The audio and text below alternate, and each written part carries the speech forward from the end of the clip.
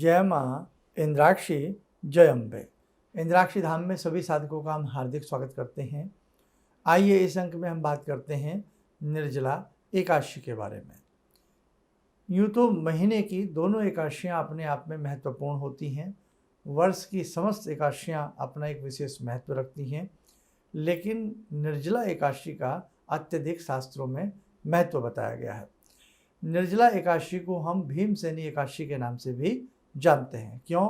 सारी जानकारी इस अंक में हम आपको देने वाले हैं। तो सबसे पहले तो आप डेट नोट कर लीजिएगा। 25 जून बृहस्पतिवार का दिन है, थर्सडे का दिन है। उस दिन निर्जला एकादशी है 25 जून को। अब देखिएगा, हमें निर्जला एकादशी में निर्जला यानी कि बिना जल के जिस व्रत को रखा जाए उसे हम निर्जला एकादशी कहते हैं।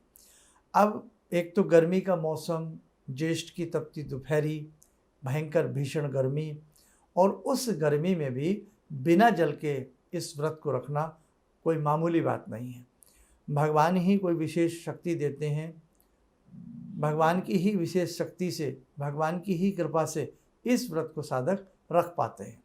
वरना इतनी विशेष गर्मी में और बड़े इसमें अच्छे खासी रातें भी होती हैं, दिन भी होते हैं, और उस स्थिति में साधक जब इस व्रत को करता है तो बार बार उसे प्यास का आभास होता है, लेकिन गुरु कृपा और देव कृपा से ही ये व्रत संभव हो पाता है। अब देखिएगा, इसे भीमसेनी एकादशी क्यों कहा जाता है। भीम जो थे वो सभी को मालूम है, खाने के बड़े वो थे, काफ़ी ज़्यादा भोजन वगैरह वो अपने हिसाब से लिया करते थे। तो भूखे रहना उनके लिए बड़ा ही मुश्किल था। और जब उन्हें युधिष्ठिर कहते थे, सभी कहते थे कि एकादशी का व्रत आ गया है, हे भीम आप भी एकादशी का व्रत रखो, तो बड़ा ही उनके लिए मुश्किल हो जाता था। तब उन्होंने अपनी मन की ये जो व्याधि है, जो बात है, वो उन्होंने व्यास जी से कही। तो व्यास जी ने उनसे कहा कि हे भीम, यदि जीवन में उद्धार चाहते हो, कल्याण चाहते हो, स्वर्ग की प्राप्ति चाहते हो, तो आप जो हैं एकादशी का व्रत रखें। अब एकादशी का व्रत, वो भी हर महीने में आने वाली 2 एकादशियाँ, भीम के लिए तो बड़ा ही मुश्किल हो गया, क्योंकि भोजन की स्थिति को वो कैसे त्याग पाएँ। तब उन्होंने व्यास जी से कहा, बड़ा अनुनय और विनय करके, कि आप मुझे कोई ऐसा महात्म्यपूर्ण व्रत बताएं जो मैं केवल वर्ष में एक बार कर सकूं और वो मुझे अच्छी भगवान की उससे कृपा की प्राप्ति हो सके। तो खैर, भगवान की लीलाएं तो भगवान ही जाने। महर्षि व्यास जी ने फिर उनको एक ऐसा व्रत बताया जिसका नाम है निर्जला एकादशी, कि यदि आप साल में इस एकादशी का व्रत रख लें, इसमें केवल जल नहीं लेना है। जल 2 ही स्थानों पर प्रयुक्त बताया गया है। स्नान के लिए जल का प्रयोग करना है और कुल्ला आदि के लिए जल का प्रयोग करना है, और आचमन तक के लिए, जब हम पूजन करते हैं ना, उसमें आचमन लेते हैं, थोड़ा जल ले लेते हैं, वहाँ तक ही जल को ग्रहण करना इस एकादशी में बताया गया। इसके अलावा कितनी भी प्यास लगे, इसमें जल नहीं लिया जाता। तो भीम ने फिर इस एकादशी का व्रत किया और बहुत विधि विधान के साथ उन्होंने इस एकादशी का व्रत किया, इसीलिए इसको भीमसेनी एकादशी के नाम से भी जाना जाता है। क्लियर हो गया? अब हम आगे बढ़ते हैं। इस एकादशी में देखो, अपनी अपनी जैसी शरीर की क्षमता होती है, जैसी शरीर की हिम्मत होती है, उस हिसाब से भी आप इस व्रत को रखने का प्रयास करें। बहुत लोग बहुत ज़्यादा रोगों से ग्रस्त होते हैं, बहुत रोगों से घिरे होते हैं, और उनका मन करता है कि मैंने हर वर्ष निर्जला एकादशी का व्रत किया है, तो मैं इस बार मेरा छूट रहा है या कोई दिक्कत आ रही है, तो बड़ा मन छटपटाने लगता। तो आपको परेशान नहीं होना है। भगवान का नाम लेकर के आपसे जितना इस व्रत को अच्छे से रखा जा सकता है उतना आप रखिएगा। बिल्कुल आपसे निर्जला रूप में ना रखा जा सकता हो तो फिर जैसे आपसे बन पड़े वैसे आप इस व्रत को रखिएगा।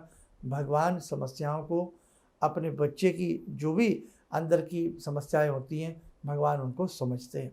तो मैं ऐसा इसलिए कह रहा हूँ, उन लोगों के लिए कह रहा हूँ, उन साधकों के लिए कह रहा हूँ जिन्होंने लंबे समय से इस व्रत को रखा है, और इस बार यदि वो किसी वजह से नहीं रख पा रहे हैं तो मन में मलाल मत करना, भगवान सब कुछ जानते हैं।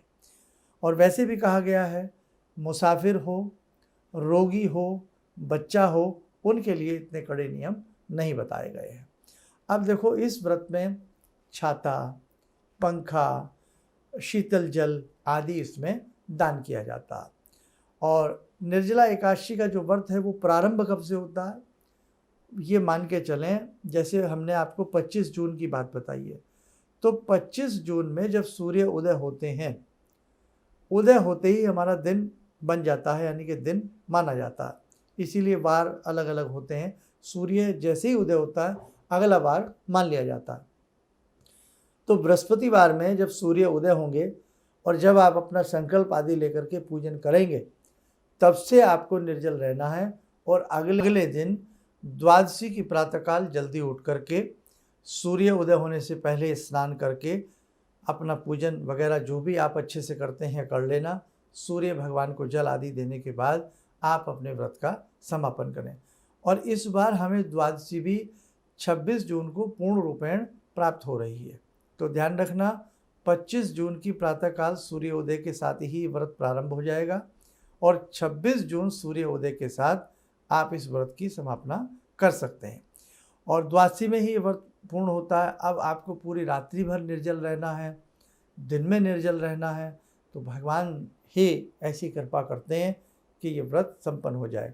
फिर भी मैंने कहा है किसी वजह से आप निर्जल अवस्था में ना रह सकें तो फिर सजल या जैसी अवस्था आपसे बन सके या फल के ऊपर आपसे व्यवस्था बन सके तो आप वैसा देख लीजिएगा। बिल्कुल भी किसी तरह से आप घबराना नहीं, भगवान सबको हिम्मत देते हैं। और यदि किसी रोग के कारण, किसी भी कारण से हम इस व्रत को निर्जल नहीं रख पा रहे हैं तो आप मन में कोई ऐसा वहम मत लाएं। लेकिन हाँ, अगर किसी ने निर्जल रखा है और पूर्ण रूपेण उसका मन भी है तो फिर अगर इसमें जल पी लिया जाता है तो फिर ये व्रत खंडित ही माना जाता है। बाकी देखो भैया, जैसी जिसकी सामर्थ्य हो, फिर कहूँगा उस हिसाब से आप व्रत रखना। भगवान प्रसन्न होते हैं हमारे भाव से, है ना। कहने का भाव, भगवान भाव के भूखे होते हैं। हम जितने भाव से, जितने प्रेम से किसी भी व्रत को रखते हैं, भगवान उतने ही प्रसन्न होते हैं, न कि हमारे भूखे रहने से। भगवान भाव प्रिय हैं, तो भाव से भगवान को भजिएगा, भाव से भक्ति कीजिएगा, भगवान प्रसन्न हो जाते हैं। अब इस एकादशी में हमें विष्णु सहस्त्र नाम का पाठ करना, विष्णु जी के 108 नाम पढ़ना, दिन में चलते फिरते श्रीमन नारायण या ओम नमो भगवते वासुदेवाय मंत्र का जप करना, या कृष्णाय वासुदेवाय हरे परमात्मने प्रणत क्लेशनाशाय गोविंदाय नमो नमः, इस स्वयं सिद्ध मंत्र का जप करना बहुत ही उत्तम फलदायी रहता है। गौशाला में जाकर के गौ माता की सेवा करना अत्यधिक उत्तम माना गया है। पक्षियों को, चींटियों को गौ माता के प्रति भंडारे करना, यानी कि उनके मतलब का भोजन उनको अर्पण करना अत्यधिक शुभ बताया गया है। उसी के साथ साथ आप यज्ञ भी कर सकते हैं, गायत्री मंत्र इसमें अत्यधिक आप जप सकते हैं, भवानी दुर्गा की साधना इसमें कर सकते हैं, श्री सूक्त लक्ष्मी जी आदि के इसमें पाठ कर सकते हैं। और दिन में चलते फिरते श्रीमन नारायण आप लोग जपते रहना। विष्णु सहस्त्र नाम का पाठ करना, सुनना, स्वर्ण करना अत्यधिक फलदायी इसमें बताया गया है। पीत रंग का तिलक लगाना अत्यधिक शुभ माना गया है। और उसी के साथ साथ तुलसी माता पर दीप लगाना, और उस दिन तो दिन भी बहुत अच्छा है, गुरुवार का दिन है, बृहस्पतिवार का दिन है।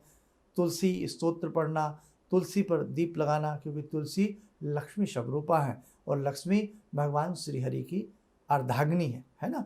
तो इसलिए जहाँ हरि हैं वहाँ लक्ष्मी है, और जहाँ लक्ष्मी की पूजा है, तुलसी की पूजा है, वहाँ भगवान श्री हरि का वास होता ही होता है। घर में यत्र तत्र गाय के गोबर का लेपन करना, घर में स्वास्तिक के चिन्ह बनाना, और जितना भी उस दिन शुद्ध भाव से आपसे किसी भी मंत्र का जप हो सके, चाहे आपका गुरु मंत्र हो, आपका इष्ट मंत्र हो, अधिक से अधिक उसको आप जपिएगा, आपको भगवान की कृपा ज़रूर प्राप्त होगी। और दान में जैसे छाता दान दे सकते हैं, किसी सन्यासी को या किसी भी अपने बड़े बुजुर्गों को वस्त्रों का दान करना, ठंडे शरबत का दान करना, ये सारी चीज़ें बहुत अच्छी मानी जाती हैं। अब उस दिन निर्जला तो हम स्वयं है ही हैं, द्वादशी के दिन ये दान किया जाता है। और उस दिन यदि आप करना चाहें, मतलब एकादशी के दिन 25 तारीख को, 25 जून को, तो फिर आप किसी भी ब्राह्मण को या किसी भी ज़रूरतमंद को आप फल दे सकते हैं, जूता दे सकते हैं, छाता दे सकते हैं। गर्मी होती है इसलिए छाते का वो बड़ा महत्व है, और आगामी समय में फिर बरसातें लग जाती हैं, इसलिए छाता उस दृष्टि से दान किया जाता। गौशाला में जाकर के जितनी आप हरे चारे की, गौ के प्रति वहाँ की सेवा भाव की जितनी भी आप कर सकते हैं उतना ही श्रेष्ठतम रहता है। मतलब ऐसी विशेष तिथि में आपने एक बहुत कठिन तप किया है, आपने एक बहुत कठिन व्रत किया है। उस कठिन व्रत में, उस कठिन तप में, उस तप में, उस तितिक्षा में जितना भी शुभ कर्म हो जाए उतना ही अनंत गुना फल देने वाला माना जाता है। और कहते हैं शुद्ध भाव से, शुद्ध मन से यदि कोई दान दिया जाए तो वो अत्यधिक श्रेष्ठ होता है।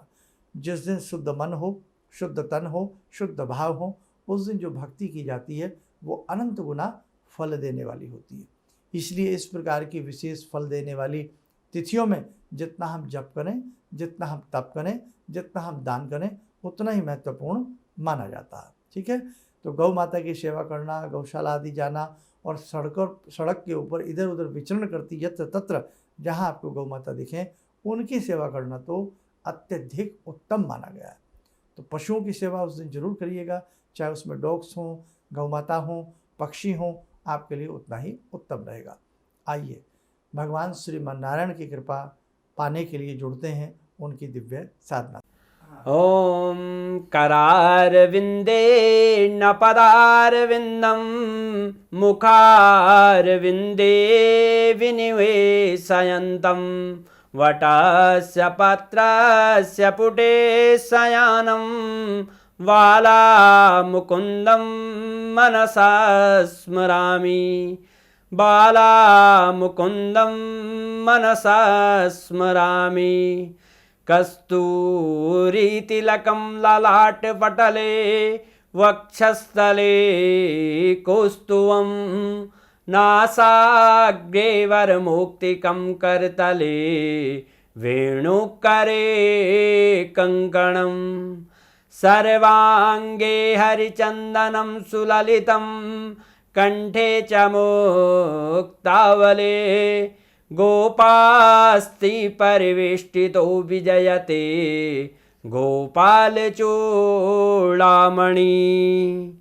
शान्ताकारं भुजगशयनं पद्मनाभं सुरेशं विश्वाधारं गगनसदृशं मेघवर्णं शुभांगं लक्ष्मीकान्तं कमलनयनं योगवृद्ध्यानगम्यं वन्दे विष्णुं भवभयहरं सर्वलोकैकनाथं। कवच बना लें, ध्यान करें, श्रीमन्नारायण की कृपा हम सबके ऊपर बरस रही है।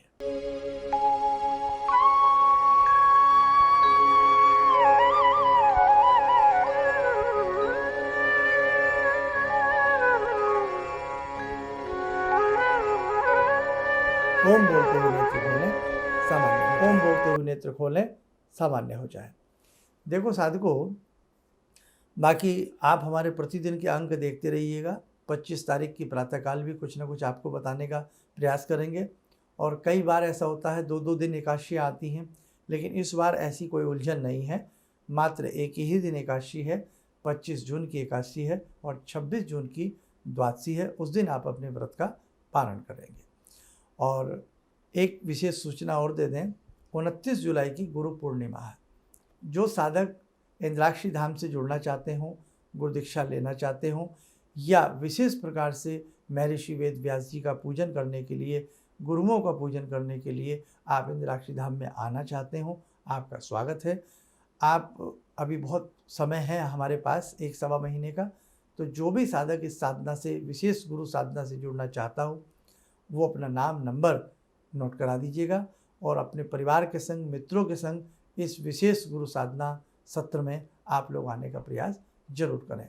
और चलते चलते आपसे फिर कहें, निर्जला एकादशी अपने आप में एक बहुत ही महत्वपूर्ण एकादशी होती है। इसीलिए इस एकादशी में यदि आपसे किसी कारणवश व्रत ना रखा जा सके तो जो भी आपसे मंत्र साधना हो सके, दान आदि आपसे हो सके, किसी की सेवा आपसे हो सके, उतना आप करने का प्रयास जरूर करना। चलिएगा, आप सब लोग स्वस्थ रहें, सुखी रहें। इन्हीं शुभकामनाओं के साथ हम अपनी वाणी को विराम देते हैं। जय जय अम्बे। गुरु जी से मैं तब से जुड़ा हूँ जब से वो एक चैनल आती थी P7, उसके उसी से मैं जुड़ा हुआ था। और गुरुदेव से हमारी जब मुलाकात हुई तो मैं आश्चर्यचकित रह गया जब उन्होंने हमसे बताया कि आपके साथ ऐसे ऐसे हुई। तो मैं इतना आश्चर्य हो गया कि इन्हें कैसे मालूम, और इतना बढ़िया इन्होंने बताया इन्होंने, जिसके वजह से मैं आज तक उनसे प्रभावित हूँ। और इनका बताने का शैली वगैरह इतनी बढ़िया है जो हम अपने क्लास के टीचर से भी उतना बढ़िया नहीं समझ पाते थे। ये हमें बहुत पसंद आई। और दूसरी बात कि इनके साथ जितने भी मैं जुड़ा, जब से जुड़ा रहा, जो भी समस्या आई, मैं बहुत ही अच्छा तरह से मेरे सॉल्व होते चले गए। और आज तक मैं उनके आशीर्वाद से मैं बहुत सुखी हूँ। और मैं यही कहूँगा, सभी लोगों से आग्रह करूँगा कि ये पहले इनकी बात करें, समझें। देखिए कैसे उन्होंने अपना रूप दिखाया, और मैं इनसे बहुत प्रभावित हूँ और मुझे बहुत ही फायदा हुआ है। किसी भी समस्या के समाधान के लिए मिले प्रसिद्ध हस्तरेखा एवं वास्तु विशेषज्ञ प्रोफेसर धर्मेंद्र शर्मा जी से। नोट: शिविर में भाग लेने हेतु एवं व्यक्तिगत रूप से मिलने के लिए कॉल करने का समय सुबह 10 बजे से शाम 6 बजे तक। हमारे विभिन्न ज्ञानवर्धक कार्यक्रम देखने के लिए आप हमें अभी सब्सक्राइब करें, बेल आइकन को प्रेस करें ताकि आप देख सकें हमारा कार्यक्रम सबसे पहले। और अधिक जानकारी के लिए फेसबुक पेज को लाइक करना न भूलें।